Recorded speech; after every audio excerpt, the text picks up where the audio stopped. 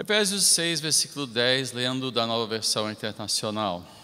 Finalmente, fortaleçam-se no Senhor e no seu forte poder. Vistam toda a armadura de Deus, para poderem ficar firmes contra as ciladas do diabo, pois a nossa luta não é contra seres humanos, mas contra os poderes e autoridades, contra os dominadores deste mundo de trevas, contra as forças espirituais do mal nas regiões celestiais. Só até aqui. Oremos. Deus e Pai, Tua palavra já é abençoada, inspirada por Ti, proveitosa para correção, edificação, para habilitar a cada um para toda boa obra. Hoje eu te peço, Senhor, que esta palavra seja viva e que venha ferir os nossos corações, assim como a semente fere a terra, germinando, tomando raiz, criando em nós uma nova maneira de compreender, nos aproximando a Ti e abrindo os nossos olhos para podermos contemplar o Teu poder e os Teus propósitos em nossas vidas. Peço, ó Pai, a Tua ajuda tanto no falar como também no ouvir, que possamos ouvir e compreender o que o Espírito tem a dizer à nossa igreja hoje, em o nome de Jesus. Amém e amém. Podemos sentar.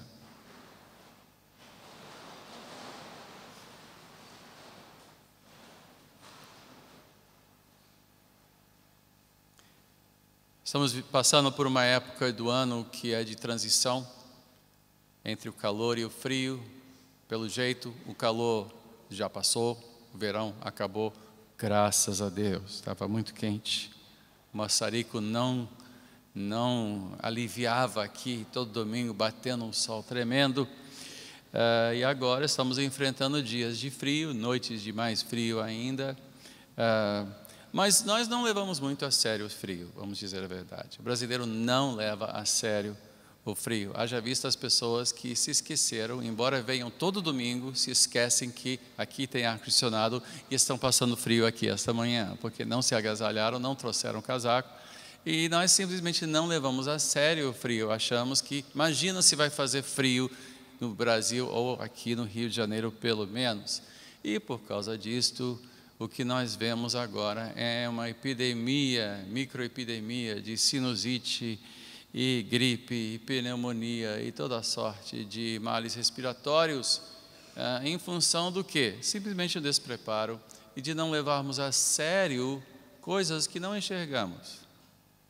Vírus, bactérias, enfim, tantas coisas. E, como consequência, temos que recorrer aos antigripais, aos histamínicos e até a antibióticos. Quantos não vão baixar na sala de emergência nas próximas semanas, procurando mais uma receita para antibiótico?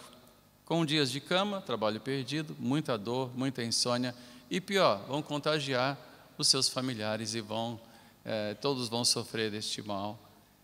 A não ser que nós levemos a sério o seguinte: nós podemos prevenir, nós podemos nos prevenir. Nós não precisamos necessariamente cair vítimas desses vírus e dessas coisas sempre, não. E a melhor prevenção é simplesmente você se manter forte, não é? Um bom exercício, uma boa alimentação, vitamina C, e não esquecer de sair de casa com agasalho, levar a sério o agasalho, ou um guarda-chuva, né? O inglês sempre está com guarda-chuva na mão porque chove o tempo todo. Mas mesmo quando ameaça chover, a gente também não leva a sério. Chega em casa com frio, molhado, e daqui a pouco estamos mais uma vez com 7 dias de antibiótico. 1 grama de prevenção vale 1 quilo de remédio, diz o velho ditado, né? Paulo deixa muito claro que a nossa vida espiritual não é um projeto e não é um passeio, mas é uma luta e é vivida no contexto de agentes que nos querem fazer mal. Assim como nossa saúde vive constantemente sob ataque de coisas que não enxergamos, Paulo nos chama a atenção para o fato de que há coisas que nós não enxergamos naturalmente, que vivem a militar contra o nosso bem.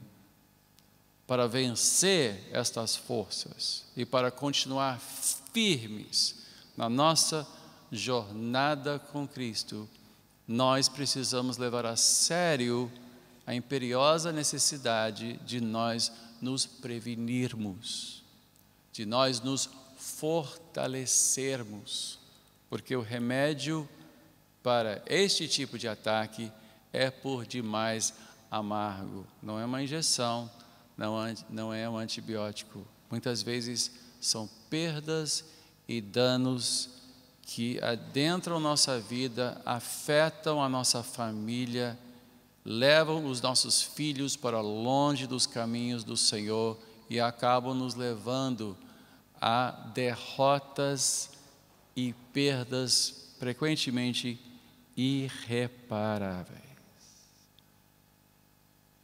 O trecho que nós lemos em versículo 10, começando em versículo 10, começa com a palavra finalmente. Por isso é importante que nós voltemos ao início um pouco, porque o que nós estamos lendo aqui, o que nós vamos examinar, inclusive além do versículo 12 nas próximas semanas, são comentários que concluem um livro inteiro, uma carta inteira de instruções e que colocam tudo num contexto desta luta, desta guerra espiritual. Mas para isso nós temos que entender o que está em jogo, nós temos que voltar ao início. Então vejamos desde o início o que Paulo está tentando estabelecer através desta carta que ele escreveu para a igreja em Éfeso. Abra de novo Efésios, mas agora no primeiro capítulo. A partir do primeiro capítulo, e nós vamos para o versículo 3, pulando só a saudação inicial. Vejamos o que Paulo fala, porque é fundamental. Para entendermos Efésios 6, nós temos que voltar e entender o seu contexto, porque finalmente é uma ponte. Ele está fazendo um argumento conclusivo, está tentando resumir. Então começamos com o versículo 3 do primeiro capítulo, onde ele diz: Bendito seja o Deus e Pai de nosso Senhor Jesus Cristo, que nos abençoou com todas as bênçãos espirituais nas regiões celestiais em Cristo, porque Deus nos escolheu nele antes da criação do mundo para sermos santos e irrepreensíveis em sua presença.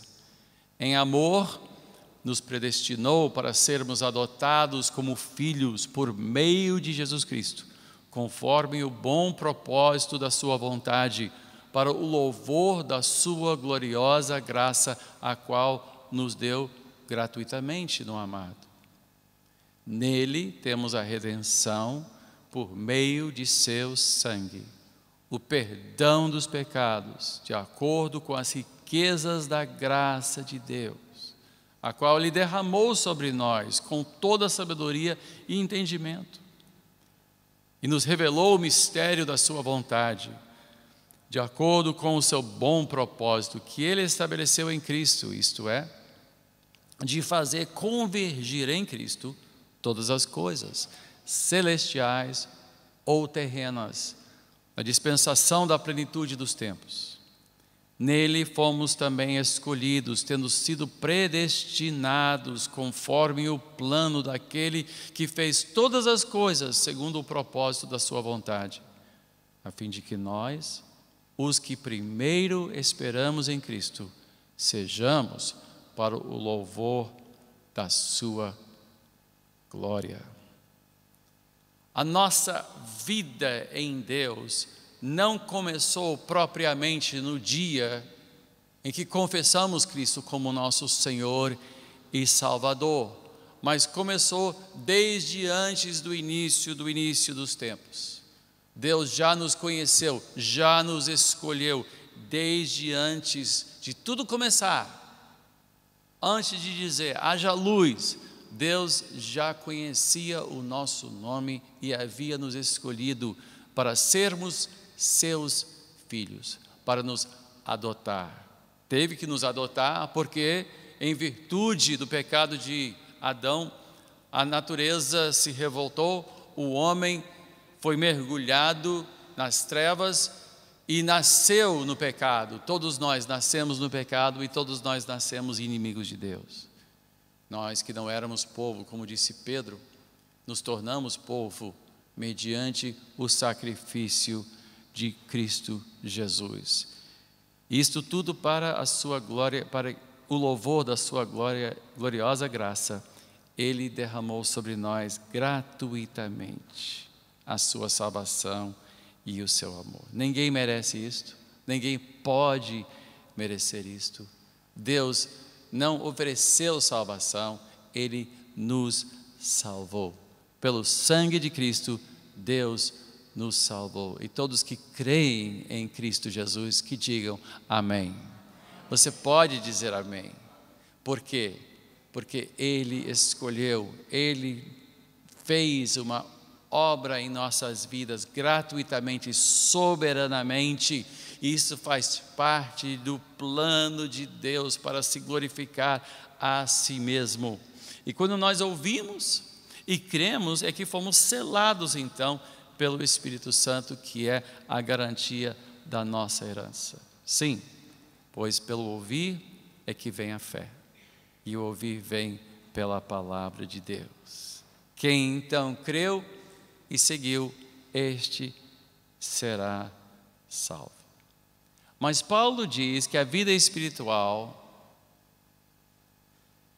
caminha além do momento da sua salvação. Para muitos, e infelizmente, tragicamente, a igreja evangélica, historicamente, nesses últimos 100 anos, reduziu a vida cristã apenas para uma experiência de conversão e para uma espécie de bilhete de entrada para o céu. Eu uma vez levantei a minha mão, fui batizado, agora estou garantido, então não tenho com que me preocupar. Mas Paulo diz não. Mediante a fé que ouço falar a seu respeito que vocês têm, eu faço certos pedidos, eu faço certas orações. Ou seja, a conversão representa certos desafios em nossas vidas. Ainda há mais. E ele continua em capítulo 1, versículo 15. Vamos continuar a ler. Ele diz: por essa razão, desde que ouvi falar da fé que vocês têm no Senhor Jesus Cristo e do amor que demonstram para com todos os santos, não deixo de dar graças por vocês, mencionando-os em minhas orações. Peço que o Deus de nosso Senhor Jesus Cristo, o glorioso Pai, lhes dê espírito de sabedoria e de revelação no pleno conhecimento dEle. Oro também para que os olhos do coração de vocês sejam iluminados, a fim de que vocês conheçam a esperança para a qual Ele os chamou, as riquezas da gloriosa herança dEle nos santos e a incomparável grandeza do seu poder para conosco, os que cremos, conforme a atuação da sua poderosa força. Esse poder Ele exerceu em Cristo, ressuscitando dos mortos e fazendo assentar-se à sua direita nas regiões celestiais, muito acima de todo governo e autoridade, domínio, poder e domínio, e de todo nome que se possa mencionar, não apenas nesta era, mas também na que há de vir. Deus colocou todas as coisas debaixo de seus pés e o designou cabeça de todas as coisas para a igreja, que é o seu corpo, a plenitude daquele que enche todas as coisas em toda e qualquer circunstância. O alvo da sua oração é para que os efésios e também para que nós recebamos um espírito de sabedoria e revelação. Muitos começam a andar com Cristo, mas não crescem em Deus. Não acrescentam à sua fé conhecimento. Não se aprofundam no conhecimento do Senhor. Sabem algumas coisas sobre a Bíblia, mas não têm noção dos tempos em que vivem, não têm noção do que seja realmente a vida espiritual e não sabem quem é Deus. É necessário que nós avancemos no nosso conhecimento das coisas de Deus. É necessário que a nossa fé evolua e amadureça. É necessário que nós cresçamos. Paulo diz: eu peço a Deus um espírito de sabedoria e de revelação. E mais, ele pede para que nós entendamos a esperança para a qual Deus nos chamou. Qual é nossa herança? Qual é o prêmio? Qual é o prêmio que nos aguarda no fim? Porque todos nós vamos chegar ao fim. Tudo que você pode almejar para esta vida vai passar. Tudo que você pode adquirir ou conquistar, qualquer título, qualquer conhecimento, qualquer experiência, um grande amor, seja o que for, esta vida vai acabar e depois vem o quê? O que nos aguarda na chegada final? O que nos aguarda no fim desta jornada? Qual é o resumo da nossa esperança? Para que esperança Deus nos chamou? Qual é o prêmio? Qual é o alvo de todo o nosso sofrimento, de toda a nossa aflição, de todas as nossas orações, de todo o nosso crescimento? Meus irmãos, não importa para o que você tem que trabalhar, e trabalho é necessário, devemos trabalhar. Paulo mesmo falou aos Tessalonicenses: quem não trabalha não deve nem comer, deve trabalhar, precisamos trabalhar. Eu tenho orado para Deus empregar o nosso povo, aqueles que estão desempregados. Eu tenho orado por vocês, eu tenho orado diariamente para que Deus lhe abra portas para poder trabalhar, porque digno é o trabalhador do seu salário. O trabalho é uma dádiva de Deus, é uma atividade honrada, e muitos tessalonicenses estavam sendo preguiçosos, achando que bastava ser espiritual, não precisava trabalhar, bastava só confiar em Deus. E Paulo disse: não. Trabalho é honrado, é necessário. Mas qual é o fim de tudo isto? Qual é a nossa esperança? E terceira coisa, primeiro, entendermos um espírito de conhecimento e sabedoria. Segundo, nós entendermos o que nos aguarda no fim. E finalmente, para que Paulo orou para que os efésios e, portanto, para nós, que nós compreendamos qual é a incomparável grandeza do poder de Deus que age em nós. Muitos não entendem do que Deus é capaz. Quando oram, se perguntam: será que isto é demasiadamente difícil para meu Deus?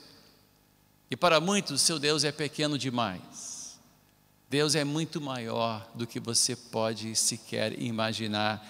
E nem olhos viram, nem ouvidos ouviram, nem jamais entrou em coração humano, que Deus tem preparado para aqueles que o amam. Deus é maior do que você imagina. Diga para alguém: Deus é maior do que você imagina.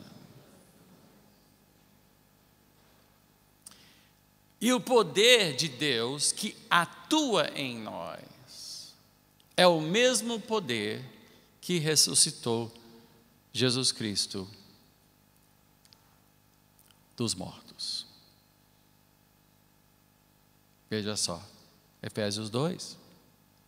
Vamos continuar. Efésios 2. Veja a descrição deste poder. E veja o que ele fez. Veja o que esse poder fez em nós. Versículo 1 de capítulo 2 diz: vocês estavam mortos em suas transgressões e pecados, nos quais costumavam viver, quando seguiam a presente ordem deste mundo e o príncipe do poder do ar, o Espírito que agora está atuando nos que vivem na desobediência. Anteriormente, todos nós também vivíamos entre eles, satisfazendo as vontades da nossa carne, seguindo os seus desejos e pensamentos. Como os outros, éramos por natureza merecedores da ira. Todavia, Deus, que é rico em misericórdia, pelo grande amor com que nos amou, deu-nos vida com Cristo. Quando ainda estávamos mortos em transgressões, pela graça vocês são salvos. Deus nos ressuscitou com Cristo e com Ele nos fez assentar nos lugares celestiais em Cristo Jesus, para mostrar nas eras que hão de vir a incomparável riqueza de sua graça, demonstrando em sua bondade para conosco em Cristo Jesus. Pois vocês são salvos pela graça, por meio da fé, e isso não vem de vocês. É dom de Deus, não por obras, para que ninguém se glorie, porque somos criação de Deus, realizada em Cristo Jesus, para fazermos boas obras, as quais Deus preparou antes para nós as praticarmos. Nós éramos escravos do diabo, nós éramos escravos deste mundo, nós éramos vassalos, sujeitos aos poderes deste mundo, aos poderes das trevas. Como? Pelos nossos desejos carnais. Por causa da nossa carne, por causa do nosso pecado, por causa das nossas concupiscências, o desejo da carne, o desejo dos olhos, o orgulho da vida, nós éramos vítimas fáceis. Literalmente, nós nascemos na escravidão. O ser humano, às vezes eu vejo pessoas tão revoltadas com esses deputados, com esses senadores. Meus irmãos, eles são escravos do mal. Eles são escravos do mal. Nós não podemos esperar boas obras de quem é escravo do mal. Eu fico pensando, o que entra na cabeça de um homem de roubar merenda de crianças para ele poder comprar uma casa de praia? Que tipo de ser humano faz isso? Que tipo de ser humano oprime e rouba e ainda diz que é inocente, que tudo isso é motivado politicamente, e ainda xingam o juiz que está perseguindo esses pobres representantes e servos do povo? Essas pessoas são insanas. Esses homens e mulheres eleitos pelo voto popular são pessoas insanas. Mas a verdade é que também não é bem assim. São pessoas escravas. São escravas do mal. E o mal não se contenta apenas em fazer mal a quem é sujeito, mas através de quem é sujeito também faz o mal para todos que estão ao seu redor. A nossa carnalidade, os desejos da nossa carne, o nosso orgulho, nossa raiva, nosso medo, a lascívia, tudo isso não afeta apenas nós, afeta todo mundo que está ao nosso redor, afeta as pessoas sobre quem nós exercemos autoridade, afeta funcionários, afeta familiares, afeta constituintes. Nós éramos submetidos ao poder e os pensamentos do príncipe do ar, o mesmo que atua nos povos deste mundo tenebroso. Nós éramos escravos, incapazes de fazer o bem. Algumas bondades, vai lá, mas de fazer o bem, não. Mais cedo ou mais tarde, o ser humano que não for liberto por Cristo, irá fazer mal a si mesmo e irá destruir tudo ao seu redor, todos que lhe são caros, todos que dependem dele.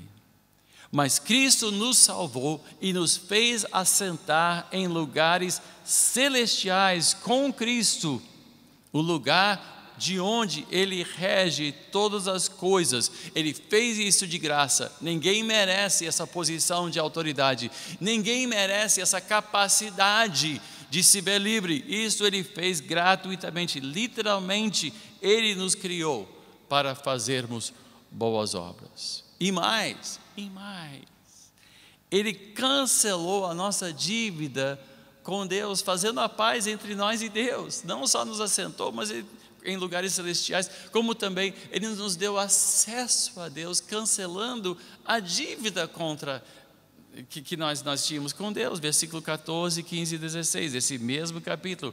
Pois Ele é a nossa paz, o qual de ambos fez um e destruiu a barreira, o muro de inimizade, anulando em seu corpo a lei dos mandamentos expressa em ordenanças.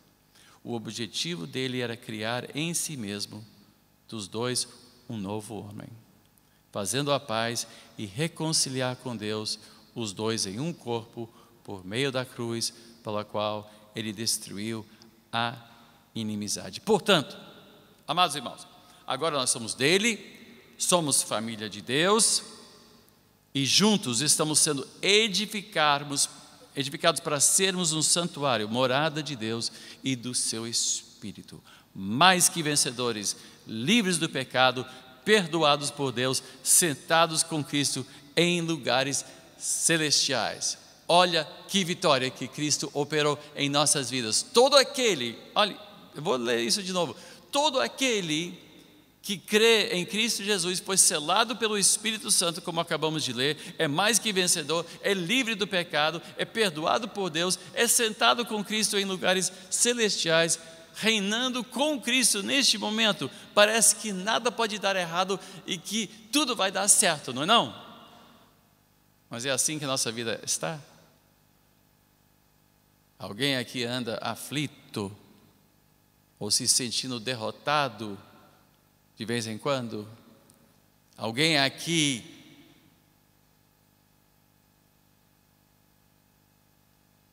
está lutando consigo mesmo? Vive em conflito com o seu coração? Porque essas lutas acabam torpedeando a nossa jornada com Deus. E acabamos sendo abatidos, atemorizados, nos sentimos longe de Deus, perdemos visão da nossa herança, e o pecado tem estragado muitas vidas até dentro da igreja. Por que a igreja precisa de um avivamento? Porque a igreja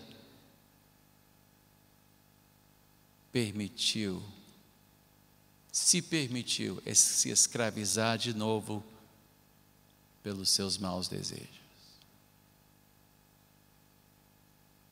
A nossa carnalidade não só faz mal a nós mesmos, afeta a nossa família, afeta os nossos filhos, porque os nossos filhos enxergam a nossa hipocrisia melhor do que qualquer outro.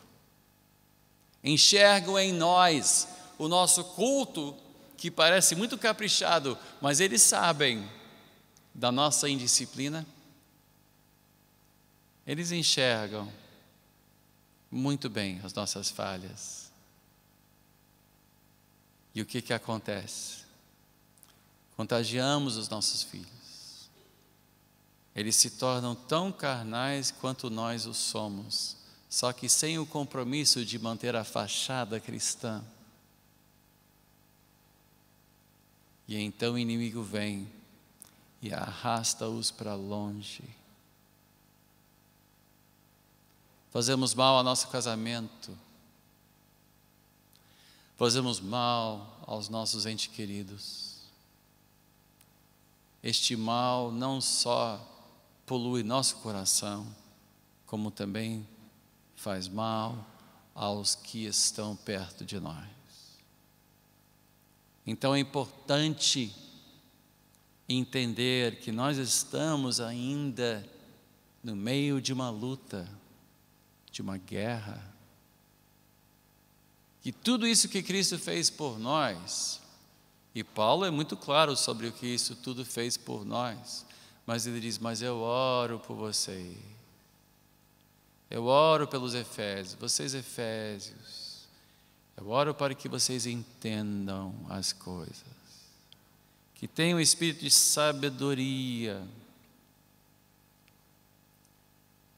E no fim, e nós vamos, ao longo desta série, voltar para Efésios 6, mas depois voltar para certas passagens em Efésios, porque Efésios 6 é um resumo, mas ele diz, no fim, finalmente, nós temos uma luta, é uma luta, mas a nossa luta não é contra carne e sangue, não é contra seres humanos, não é uma luta apenas carnal, não é o que parece ser. Há uma verdadeira luta por trás da cortina. Nossa luta é contra poderes espirituais. Paulo disse que nós fomos assentados em lugares celestiais com Cristo, mas a nossa luta é contra dominadores deste mundo tenebroso e dominadores do mal em regiões também celestiais, ou seja, nossa luta é espiritual. Nós temos a jornada cristã, é uma luta contra coisas que nos querem fazer mal sempre. Há forças que querem nos destruir, é a sua natureza fazê-lo. Um vírus não precisa ter má intenção, basta ser o que ele é. Um vírus faz o que um vírus faz. O vírus se apega a células saudáveis, entra na célula, reproduz, explode e vai para outras células. É o que o vírus faz, você não tem que ficar com raiva do vírus, é o que o vírus faz, é sua natureza fazer. O inimigo, o diabo e todos esses poderes, é o que fazem, o que eles querem fazer é nos destruir. 1 Pedro 5, versículo 8, pode abrir.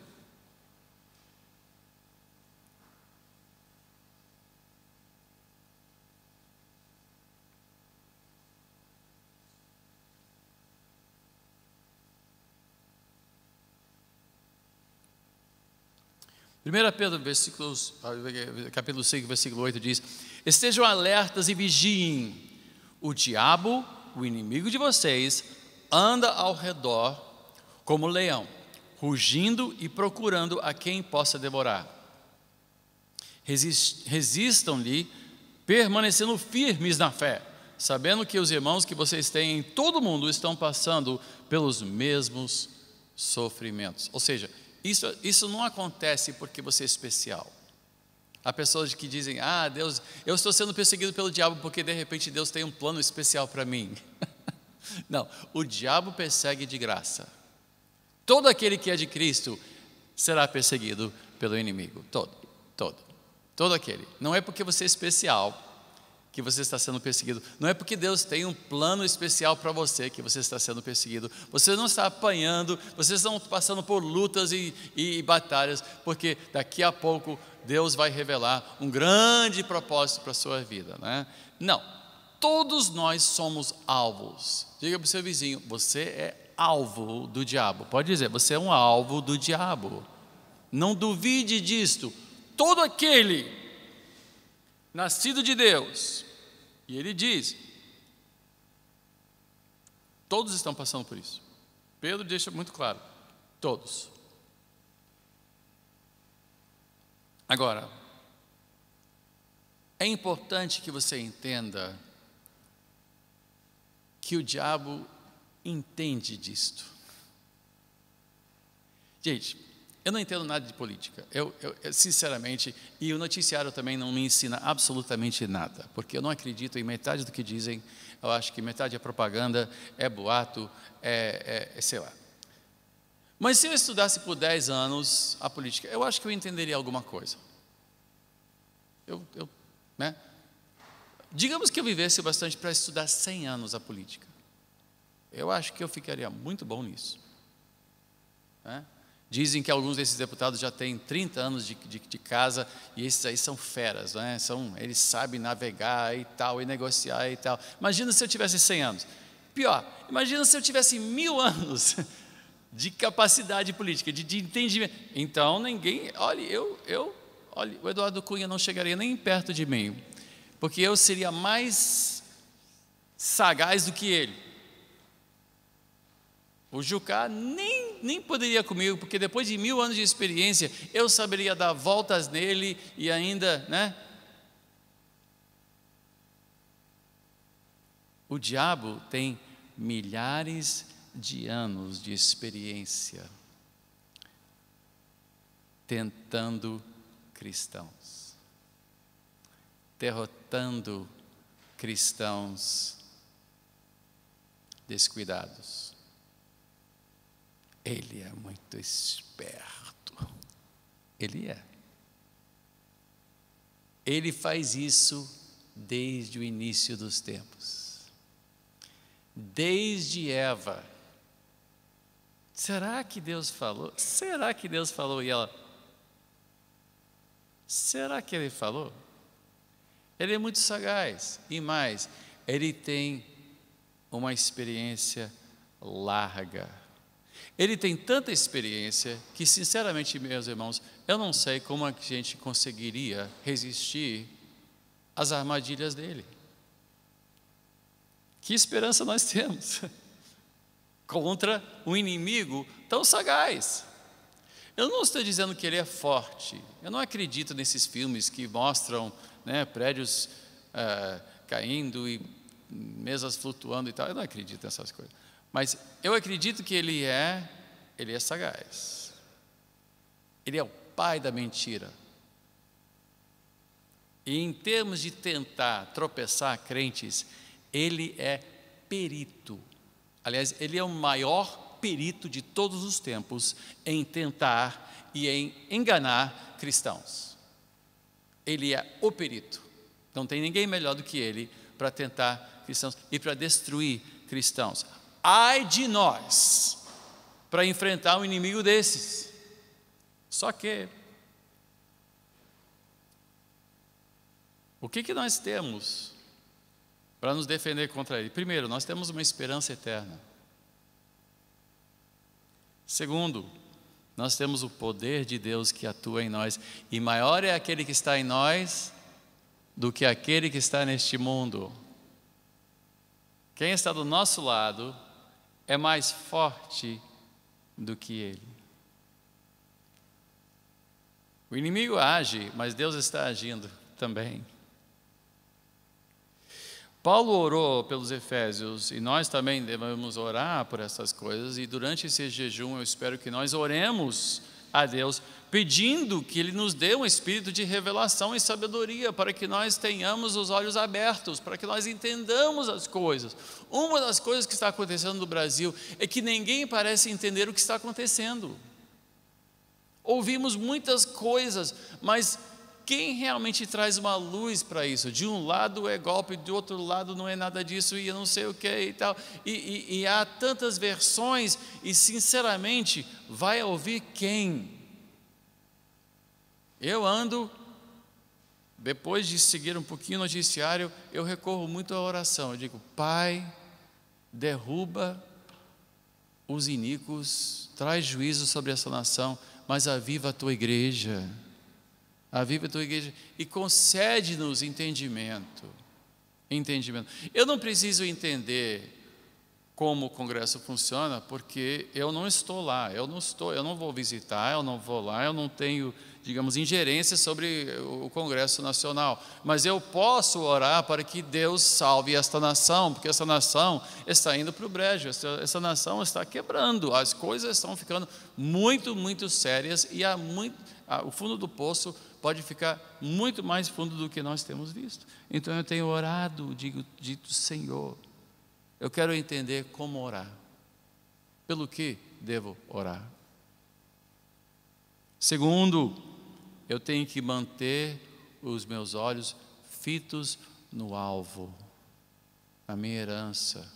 Se um time entrar no campo e não tiver gol, não vai saber para que lado chutar. Se ele não souber qual é o gol dele, ele vai dar gol contra. Nós temos que ver, nós temos que entender qual é o fim dessa jornada, qual é o nosso alvo, qual é a nossa herança. Nós temos que trabalhar para aquilo que realmente salva, para aquilo que realmente importa.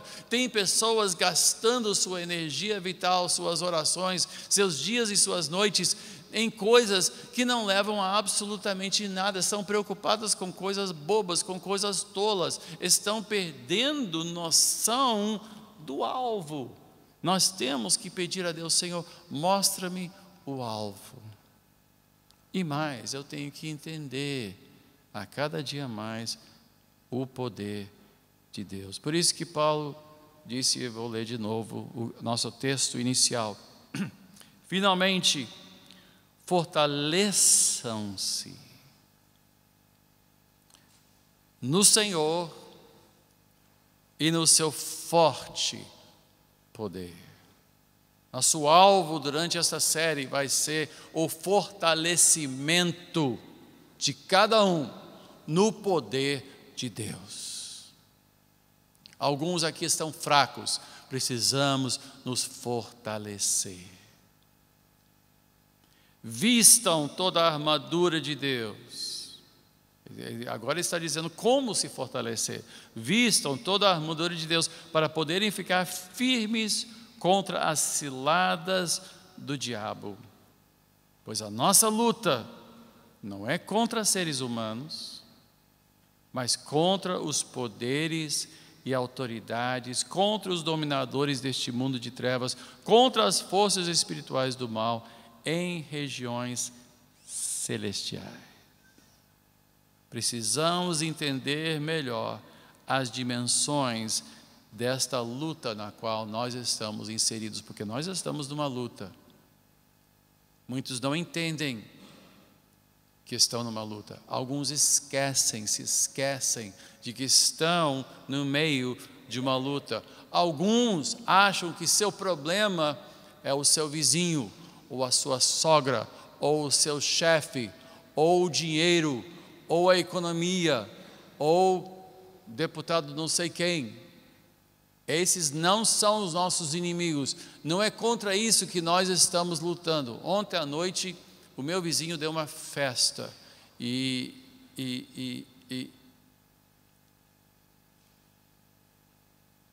olhe, eu queria muito odiar ele.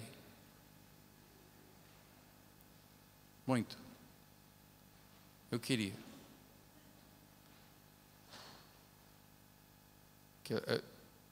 Meu apartamento do segundo andar, e do outro lado, atrás tem um condomínio de casas, e a casa que dá de frente para o meu quarto deu uma festa, e ele manteve a porta da frente aberta, ou seja, o som da sala dele estava direcionado diretamente para a minha janela. Para mim, foi um ataque pessoal. E se eu não soubesse, no meu coração, eu disse: esse cara sabe que eu sou pastor. Ele não me conhece. Aí eu pensei: puxa, ele sabe. Aí eu fiquei pensando: Senhor, amanhã, dia do Senhor, vou estar na casa de Deus, quero pregar.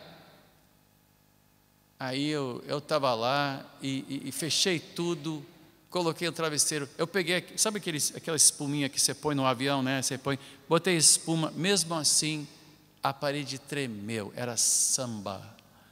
Mas samba assim, samba daqueles assim, bem desmiolado, daquele bem baixo calão, sabe? Bem baixo calão, sabe? E numa casa milionária que estava numa casa e tanto. E eu disse: que esse cara deve ser do demo, esse aí deve ser do mal. E eu estava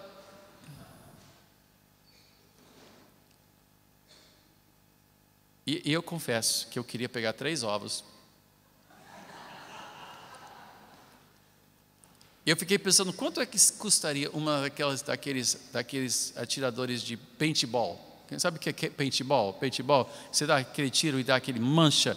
Eu pensei: se eu tivesse um desses, eu ia, porque ele tem um muro branco, eu ia encher o muro dele só para dar um prejuízo nele, porque ele está tirando o meu sono. E tudo isso passou pela minha cabeça. Eu confesso, eu sou um pecador, eu sou. E quem também é pecador aqui, diga amém. Você também faria a mesma coisa, eu faria a mesma coisa. Você também odiaria. Se você ouvisse a música, você me daria a razão. Esse cara. Aí eu comecei a pensar, bom, de repente eu posso orar para que o som dele quebre, ou que falte luz, ou alguma coisa assim. Mas nada disso aconteceu. Ele disse, tá bom, Senhor, então eu vou ficar aqui humildemente orando por ele. Sabe o que eu fiz? Eu orei pela salvação dele. Mas isso depois de pensar todas essas outras porcarias que eu pensei, depois de toda essa bobagem que eu pensei, aí no fim eu disse, quer saber, Senhor, tá bom, então salva ele. E eu dormi. Depois disso eu dormi. Eu não me lembro de mais nada. Depois de orar pela salvação dele, porque esse aí, só pela graça mesmo. Mas todos nós é só pela graça, né? Mas é engraçado, porque meu ódio era dirigido contra uma pessoa que eu não conheço.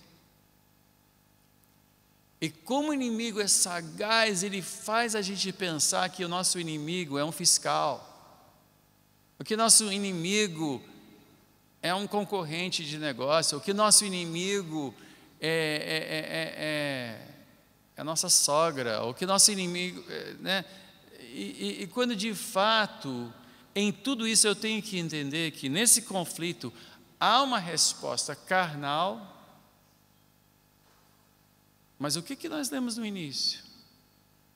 Nós éramos sujeitos ao poder das trevas, como? Pelos nossos desejos carnais. Os nossos desejos carnais são o nosso tendão de Aquiles.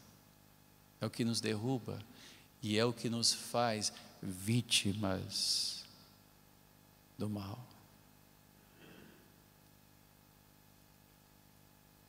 Às vezes a reação é tão rápida que nem percebemos o que está em jogo. Abel e Caim chegam perante o Senhor com a sua oferta. Primeira história da Bíblia, né? Depois da criação, Abel e Caim estão lá oferecendo.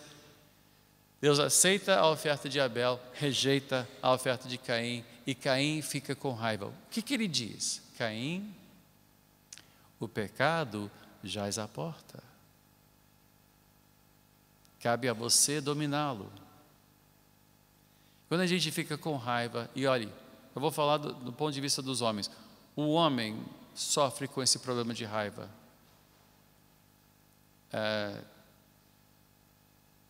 Quando a gente fica com raiva,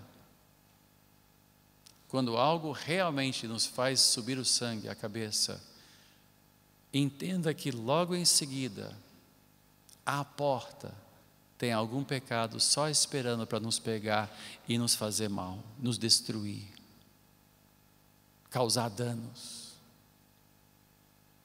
Eu me lembro uma vez, eu quase morri no trânsito, estava com a Marta, e alguém veio e me cortou no trânsito.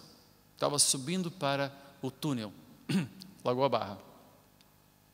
Eu acho que foi Lagoa Barra, tanto faz. Um desses túneis. E eu me lembro que ele saiu. Mas estava no Baixo Gávea, estava vindo para cá. E ele veio e me deu uma cortada, mas me deu uma cortada que tirou um fino, quase, mas não tirou. Mas eu era jovem, impetuoso, e eu fiquei assim com uma raiva, que imediatamente aquilo me contagiou.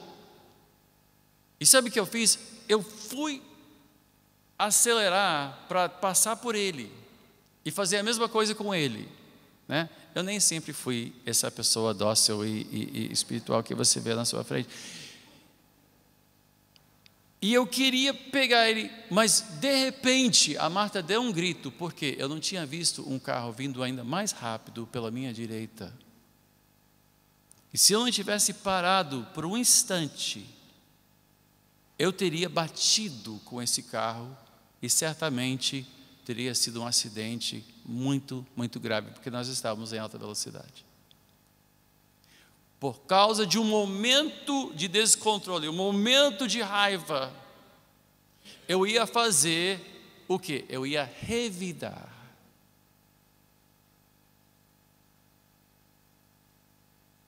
E teria me custado talvez a vida.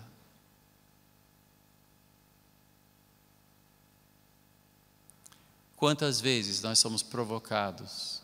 A nossa carne nos provoca. Quantas vezes? Eu li um artigo essa semana, impressionante, que mais pessoas morreram batendo selfies no mundo esse ano passado do que de ataques de tubarão. Não é que tantas pessoas morrem de ataques de tubarão, mas há muitas pessoas que morrem de ataques de tubarão, estão na praia, um tubarão vem. Mas por quê? O artigo diz que quando as pessoas levantam aquele telefone para bater foto, esquecem do seu ambiente. E há pessoas que estão, digamos, à beira de um precipício, ou não veem um trem chegando, e levantam o telefone e simplesmente esquecem do seu ambiente. E começou a enumerar pessoas que foram atropeladas por trens, ou por carros, ou que caíram de precipícios, ou caíram de prédios altos, porque estavam no momento batendo um selfie. O selfie que é o quê? Aquela foto que você tira de si mesmo com o seu telefone, tentando colocar a si mesmo. Todo mundo já fez isso, né? Mas há pessoas que fazem isso compulsivamente, batem foto de tudo, de comida, assim, batem a foto com a comida lá, né? Eu acho foto de comida feio, sinceramente. Eu acho assim uma coisa, mas esse negócio Mas por causa de uma tecnologia, por causa desse momento, esquecem o seu ambiente e o perigo real que correm.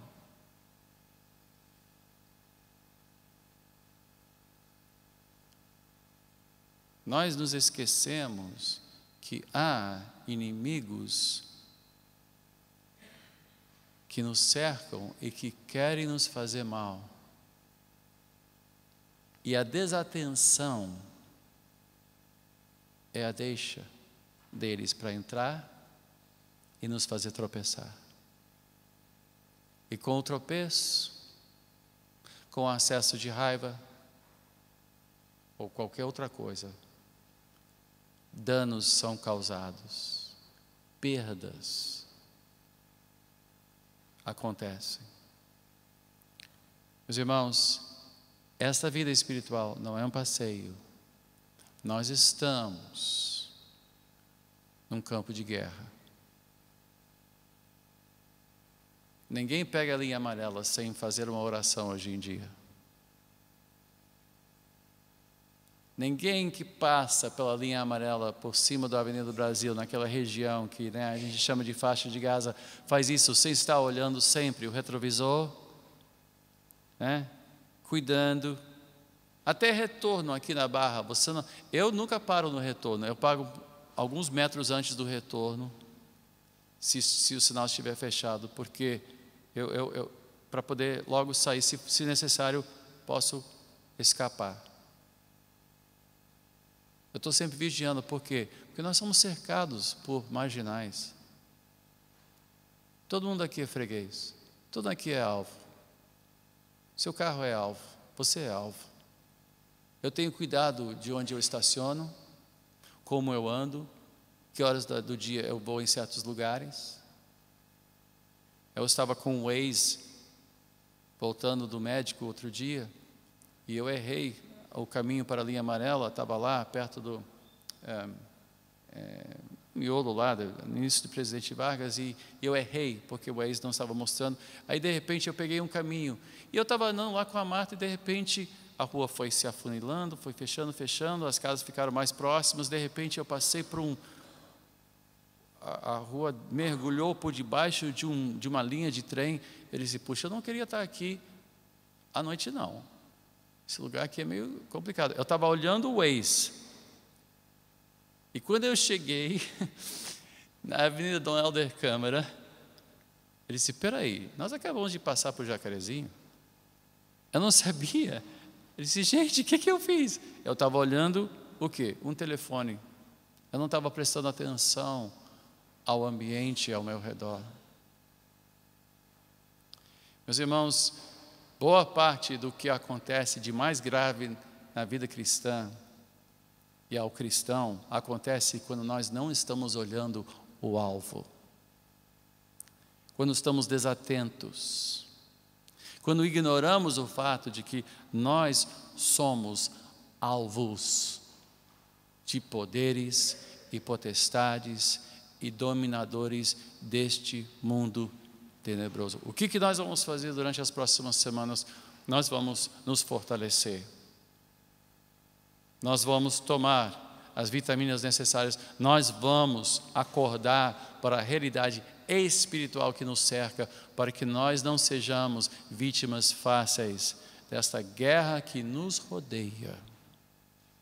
Que, meus irmãos, nem todos vencem a guerra, e muitos que perdem são aqueles que simplesmente ignoram a sua realidade. Isso nós não vamos fazer. Vamos orar. Nosso Deus e Pai, confiamos em Ti, nas Tuas promessas, na Tua bondade, no Teu amor. Sabemos que fomos salvos pela Tua graça somente. Que desde antes do início, já fomos escolhidos por Ti, predestinados para vivermos uma vida que honra o Senhor, que honra o nosso Deus. Pai amado, guia-nos nas veredas da justiça por amor a Teu nome. Ensina-nos a lutar. Ensina-nos a defender os que nos são caros. Ensina-nos a guardar o nosso coração, acima de tudo, pois do coração depende a nossa vida toda. Ensina-nos a guardar a nossa mente. Ensina-nos, Senhor, a nos revestir de toda a armadura de Deus e assim permanecermos firmes. Eu te peço, em o nome de Jesus. Amém.